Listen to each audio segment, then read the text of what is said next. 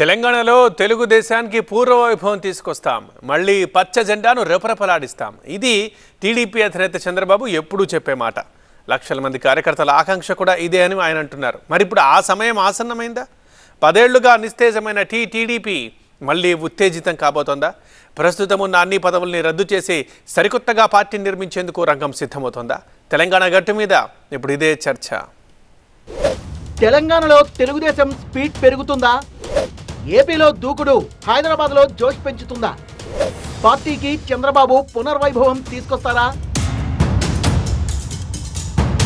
తెలంగాణ గడ్డ మీద పుట్టిన తెలుగుదేశం పార్టీ ఇప్పుడు ఆ తెలంగాణలోనే కనుమరుగయ్యే పరిస్థితికి చేరుకుంది. ఉమ్మడి ఆంధ్రప్రదేశ్లో బడుగు బలహీన వర్గాల పార్టీగా ఇచ్చాపురం నుంచి ఆదిలాబాద్ వరకు సత్తా చూపిన తెలుగుదేశం రాష్ట్ర విభజన తర్వాత తెలంగాణలో పేడైపోయింది. ఒకసారిగా పరిస్థితులు తారుమారయ్యాయి. 2014 ఎన్నికల్లో ఎన్డీఏ కూటమితో కలిసి పోటీ చేసి గ్రేటర్లో కీలక స్థానాల్ని కైవసం చేసుకున్న టీడీపీ ఆ తర్వాత మెల్లమెల్లగా సైడ్ అయిపోయింది. 2018 ఎన్నికల్లో కాంగ్రెస్ తో జట్టుగట్టి తెలంగాణలో 1-2 స్థానాలు గెలుచుకున్న పార్టీ మరింత బలహీనపడింది. క్యాడర్ మొత్తం చెల్లాచెదురైపోయింది. ఉమ్మడి రాష్ట్రంలో ఏకనాయకుడు చంద్రబాబు కింద నడిచిన టీడీపీలో విభజన తర్వాత తెలంగాణ కూడా ప్రత్యేక శాఖను ఏర్పాటు చేయాల్సిన పరిస్థితి ఏర్పడింది. ఇదే తెలంగాణ రాష్ట్ర టీడీపీ అధ్యక్షుడిగా సీనియర్ నేత ఎల్ రమణను నియమించారు చంద్రబాబు. 2014 ఎన్నికల్లో ఏపీలో అధికారంలోకి వచ్చిన తెలంగాణలో మాత్రం అనుకున్న ఫలితాలని రావటలేదు టీడీపీ. అప్పటి నుంచి మెల్లగా ఇక్కడ ఎన్నికల క్షేత్రం నుంచి సైడ్ అయిపోతూ వచ్చింది. 2018 ఎన్నికల తర్వాత అయితే పరిస్థితి మరింత ఘోరంగా మారింది తెలంగాణలో టీడీపీకి. రాష్ట్ర పార్టీ అధ్యక్షుడిగా ఉన్న ఎల్ రమణ బీఆర్ఎస్ లో చేరడంతో తెలుగు తమ్ముళ్లకు పెద్ద షాక్ తగిలింది. అనంతరం పార్టీ సీనియర్ నేత బక్కని నరసింహులకు తెలంగాణ బాధ్యతలను అప్పగించారు చంద్రబాబు.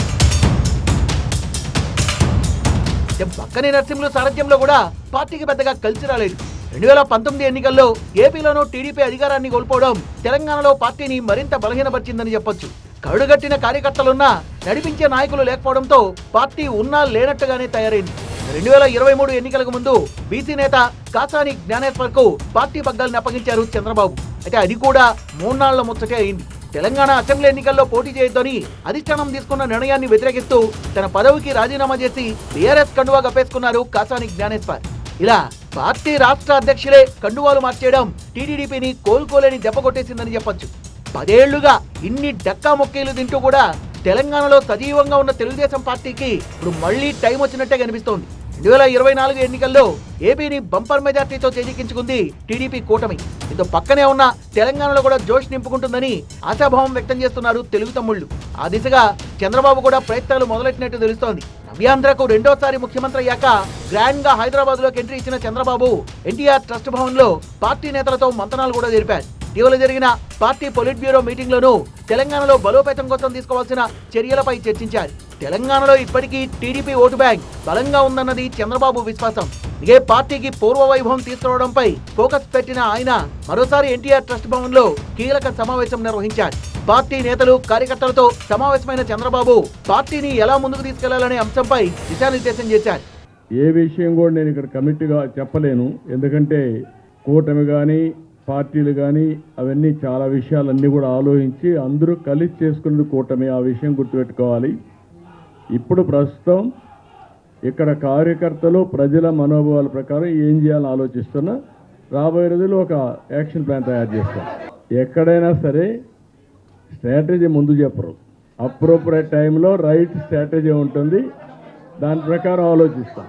ఇక్కడ అధ్యక్షుడిని మేము పెట్టలేదు. అదే సమయంలో ఈ ప్రాంతంలో ఎలక్షన్లో కూడా 2 ఎలక్షన్లు మేము పోటీ కూడా చేయలేదు. ఏ పార్టీతో కూడా అలయన్స్ పెట్టుకోలేదు. దానివల్ల కొంచెం గ్యాప్ ఉంది. ఏదేమైనా మాకు కొన్ని ప్రయారిటీస్ ఉన్నాయి. ఆ రోజు ఉండే ప్రత్యేకమైన పరిస్థితుల్లో ఆంధ్రప్రదేశ్ రాష్ట్రంలో కాన్సన్ట్రేట్ చేయాలనుకున్నాం, చేశాం. మీరే చూశారు రిజల్ట్స్ అన్నీ. ఇప్పుడు ఇక్కడ అందరూ అడిగేది ఏంటంటే ఇక్కడ కూడా పార్టీ ఉండాలని చెప్పి అడుగుతున్నారు. దానికి ఏం చేయాలి నేను కోర్స్ ఆఫ్ టైం డిసైడ్ చేస్తాను. ఏపీలో మరోసారి టీడీపీ అధికారంలోకి రావడంతో తెలంగాణలో ఆ పార్టీ అభిమానులు ఇప్పటికే ఫుల్ జోష్ లో ఉన్నారు. ఇప్పుడు అధినేత కూడా రాష్ట్రంపై ఫోకస్ పెంచడంతో రాష్ట్రంలో పార్టీకి పూర్వ వైభవం ఖాయమనే ధీమాతో ఉన్నారు. తెలంగాణలో టీడీపీకి మహర్దశ పడుతుందా, మరోసారి ప్రభంజనం సృష్టిస్తుందా అనేది చూడాలి.